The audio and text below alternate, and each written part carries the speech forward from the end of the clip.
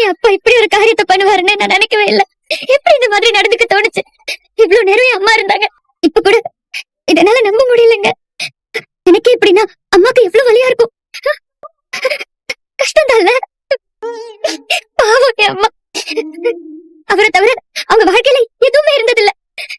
காலையில எழுந்திருச்சா எங்களை கவனிக்கிறது, எங்களுக்கு தேவையானதை பண்றதுன்னு இருப்பாங்க.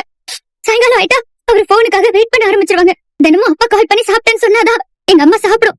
ஐயோ, அப்பா இங்க இருந்தா நம்ம கவனிச்சிருக்கலாம், கஷாயம் கொடுத்திருந்திருக்கலாம், மாத்திரை கொடுத்திருந்திருக்கலாம். அங்க யார் பாத்துப்பா அப்பாவன்னு ஒரு மாதிரி அப்படியே தனியா ஒரு மாதிரி தவிச்சிருவாங்க. அவருக்கு காய்ச்சல் போறதுக்குள்ள எங்க அம்மா அப்படி தவிச்சிருவாங்க.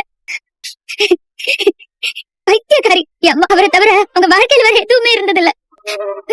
அவர்தான் உலகம்னு அவரை சுத்தியே இருந்து அப்படியே வாழ்ந்துட்டாங்க. இந்த ஆம்பளைங்களே இப்படிதானோ? ஈஸியா ஒரு பொண்ணு ஏமாத்திடுறாங்கல்ல. இருந்தாலும் அங்க என்ன நடந்துச்சுன்னு நமக்கு தெரியாதுல்லம்மா. இப்ப ஒரு உயிரோட இருந்திருந்தா கூட ஏன் என்னன்னு ஒரு சட்டையை பிடிச்சு கேட்டுருக்கலாம். நீங்க தப்பு பண்ணிட்டீங்கன்னு நம்ம சொல்லிருக்கலாம். ஆனா இவங்க சொல்றதெல்லாம் வச்சு நாம எப்படி அசியம் பண்ண முடியும் காவேரி? உங்களுக்கும் ஏதோ ஒரு சூழ்நிலை வந்தா நீங்களும் இப்படிதான் செய்வீங்களா?